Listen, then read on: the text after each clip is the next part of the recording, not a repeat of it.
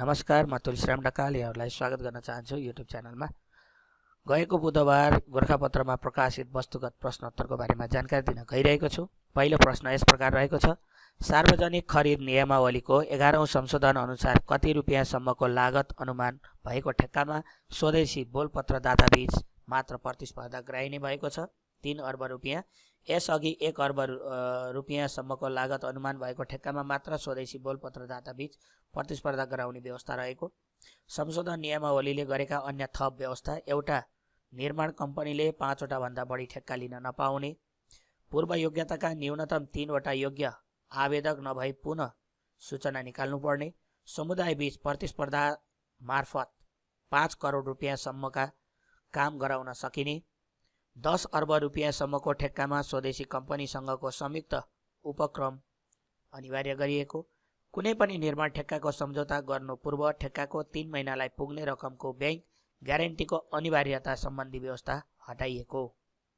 त्यसैगरी प्रश्न नम्बर 2 यस प्रकार रहेको छ। साउदी अरेबियाका राजकुमार तथा विदेश मन्त्री फौजल अल बिन फरहान अल साउद औपचारिक भ्रमणका क्रममा कहिले नेपाल आएका हुन्? विक्रम सम्वत 2078 फागुन 30 सन् 2022 मार्च 14 2 दिने भ्रमण। त्यसैगरी प्रश्न नम्बर 3 यस प्रकार रहेको छ। पोखराको फेवाताल किनारा र सारङकोट जोड्ने अन्नपूर्ण केबल कारको दूरी कति रहेको छ? 2.4 किलोमिटर। विक्रम सम्वत 2078 फागुन 6 मा सफ्ट ओपनिङ गरिएको सो केबल कार 2078 चैत 1 देखि पूर्ण रूपमा सञ्चालनमा आएको। केबल कार सञ्चालनमा आए पश्चात सेती बगरका 7 देखि 8 मिनेटमै सराङकोट पुग्न सकिने, सेती बगरबाट 7 देखि 8 मिनेटमै सराङकोट पुग्न सकिने। हाल पोखराको प्रमुख पर्यटकीय स्थल लेक साइडदेखि सराङकोट पुग्न गाडीमा करिब 45 मिनेट लाग्ने। केबल कार सञ्चालनका लागि 18 वटा टावरसँगै यात्रु बोक्ने 17 र सामान बोक्ने 1 गरी 18 वटा गोन्डला अर्थात् डिब्बा रहेका। डिब्बाको सङ्ख्या बढाएर 35 वटा पुर्याउने योजना रहेको। प्रत्येक डिब्बामा 8 जनाको क्षमता रहेको। त्यसैगरी प्रश्न नम्बर 4 यस प्रकार रहेको छ। निर्वाचन आयोगका अनुसार महानगरपालिका मेयर तथा उपमेयरका उम्मेदवारले स्थानीय तह निर्वाचनमा गर्न पाउने खर्चको सीमा कति निर्धारण गरिएको छ? 7,50,000 रुपियाँ। स्थानीय तह निर्वाचनमा तोकिएको खर्च सीमा: महानगरपालिका मेयर उपमेयर 7,50,000 रुपियाँ, वडाध्यक्ष सदस्य 3 लाख रुपियाँ, उपमहानगरपालिका मेयर उपमेयर 5,50,000 रुपियाँ, वडाध्यक्ष सदस्य 2,50,000 रुपियाँ, नगरपालिका मेयर उपमेयर 4,50,000 रुपियाँ, वडाध्यक्ष सदस्य 2 लाख रुपियाँ, गाउँपालिका प्रमुख उपप्रमुख 3,50,000 रुपियाँ, वडाध्यक्ष सदस्य 1,50,000 रुपियाँ। त्यसैगरी प्रश्न नम्बर 5 यस प्रकार रहेको छ। 2079 वैशाख 30 मा तय गरिएको स्थानीय तह निर्वाचनमा सहभागिताका लागि मान्यता प्राप्त दलको सङ्ख्या कति रहेको छ? 79। निर्वाचन आयोगमा दल दर्ताका लागि 80 दलले आवेदन दिएकोमा 79 दलले मान्यता पाएका। त्यसैगरी प्रश्न नम्बर 6 यस प्रकार रहेको छ। आन्तरिक राजस्व विभागले स्थायी लेखा नम्बर पान वितरणमा बायोमेट्रिक प्रणाली पहिलो चरणमा कहाँ लागू गरेको छ? काठमाडौँ उपत्यका। पहिलो चरणमा काठमाडौँ उपत्यकाभित्रका करदाता सेवा कार्यालयमा आर्थिक वर्ष 2077-78 देखि यो प्रणाली सुरु गरिएको। हाललाई विपान व्यावसायिक थायी लेखा नम्बर उपलब्ध गराउँदा मात्र यस्तो प्रणाली कार्यान्वयनमा ल्याएको। बायोमेट्रिक प्रणाली विस्तार देशैभरका करदाता सेवा कार्यालयमा लागू गरिने। त्यसैगरी प्रश्न नम्बर 7 यस प्रकार रहेको छ। दार्चुला स्थित त्रिदेशीय सीमा क्षेत्र छाङ्गुमा सशस्त्र प्रहरीको बोर्डर आउटपोस्ट स्थापना कहिले गरिएको हो? विक्रम सम्वत 2077 वैशाख 31 गते।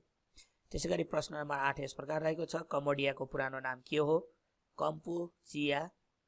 त्यसैगरी प्रश्न नम्बर 9 यस प्रकार रहेको छ। सर्वप्रथम शिलालेखको स्थापना गर्ने राजा को हुन्? मानदेव। प्रश्न नम्बर 10 यस प्रकार रहेको छ। कल्छुमन ताल गोर्खा जिल्लामा रहेको छ भने सत्यवती ताल कहाँ रहेको छ? पाल्पा। प्रश्न नम्बर 11 यस प्रकार रहेको छ। नेपालको कुन हिमाललाई लेडिज पिक उपनामले चिनिन्छ? अमा दब्लम। त्यसैगरी प्रश्न नम्बर 12 यस प्रकार रहेको छ। फ्रान्सको राज्य क्रान्तिपछि शासन सत्ता कसले सम्हालेका थिए? Napoleon Bonaparte.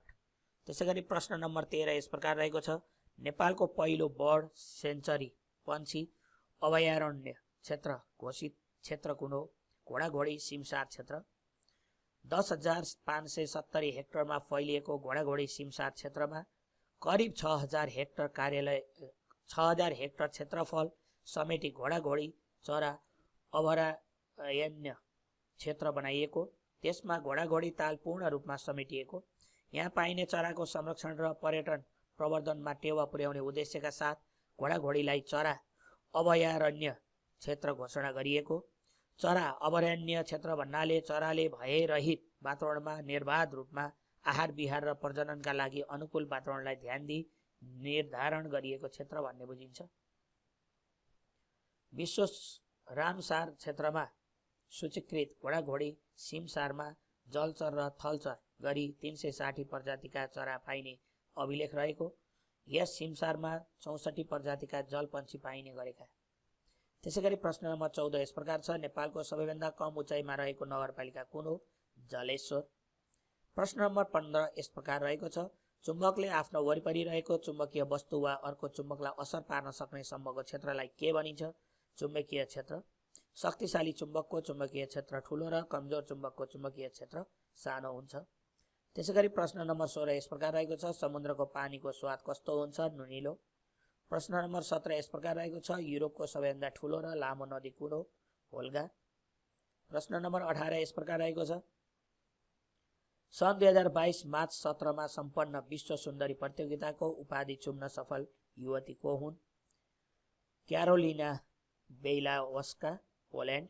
सो प्रतियोगितामा अमेरिकाकी श्री साइनी फर्स्ट रनअप र कोट डे आइभोरकी ओल्भिया एस सेकेन्ड रनरअप भएका। कोरोना प्रभावका कारण यस 17औं संस्करण प्रतियोगितामा 40 सुन्दरीको मात्र सहभागिता रहेको। त्यसैगरी प्रश्न नम्बर 19 यस प्रकार रहेको छ, विश्वको सबैभन्दा ठुलो टापु कुन हो? ग्रिनल्यान्ड। प्रश्न नम्बर 20 यस प्रकार रहेको छ, सूर्यले आकाशगङ्गाको तारापुञ्जीय केन्द्रको एक पटक परिक्रमा गर्न लाग्ने समयलाई के भनिन्छ? ब्रह्माण्ड वर्ष। त्यसैगरी प्रश्न नम्बर 21 यस प्रकार रहेको छ, विश्व उपभोक्ता अधिकार दिवस कहिले मनाइन्छ? मार्च 15। सन् 2022 को नारा फेयर डिजिटल फाइनेन्स, राष्ट्रिय नारा सुरक्षित र समावेशी विद्युतीय कारोबार, उपभोक्ताको अधिकार।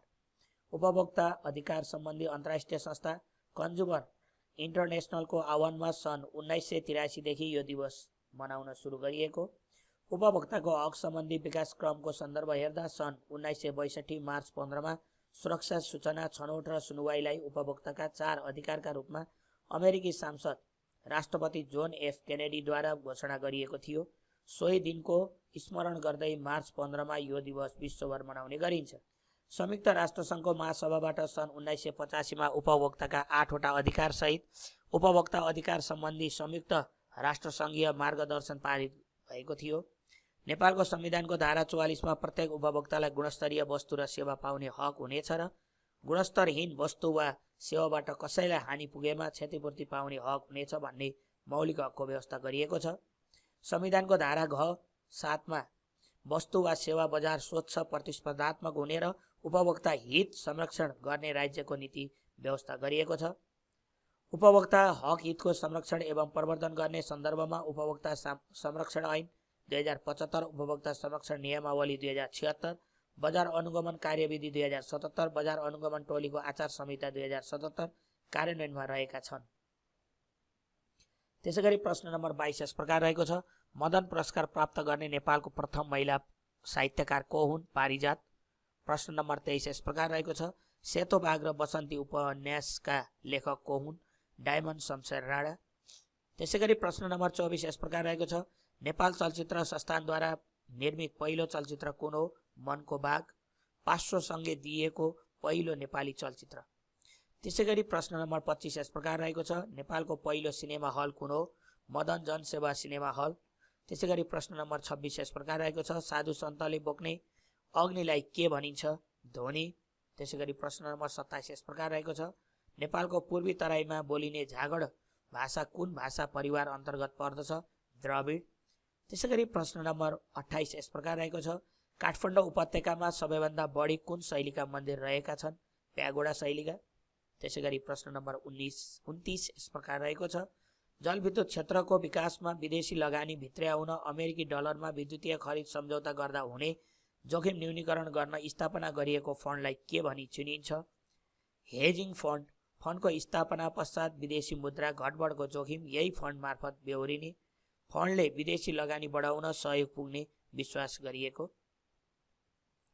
त्यसैगरी प्रश्न नम्बर 30 यस प्रकार रहेको छ, पिछडिएका जनताको जीवन स्तर उकास्न, उद्योगको स्थितिमा सुधार ल्याउन, निर्यात बढाउन जस्ता विशेष अवस्थामा निश्चित अवधिका लागि कर नलगाउने वा कर छुट दिने व्यवस्थालाई के भनिन्छ? Tax holiday. र यसलाई यो गोरखापत्रमा प्रस्तुत गर्नुभएको थियो टङ्क केसीले, र यो जुन टङ्क केसीले प्रस्तुत गर्नुभएको गोरखापत्रमा लोकसेवा तयारी सामग्री वस्तुगत प्रश्नोत्तरहरू तपाईँहरूमा मैले प्रस्तुत गरेको छु। तपाईँलाई यो भिडियो कस्तो लागेको छ? यदि भिडियो मन परेमा साथीहरूमा सेयर गर्नुहोला, र यदि केही सल्लाह सुझाव भएमा तपाईँहरूले कमेन्ट गर्न नबिर्सनुहोला भन्दै, लाइक, सेयर, कमेन्ट गर्नुहोला भन्दै म तपाईँहरूमा बिदा हुन्छु। हस्त, नमस्ते।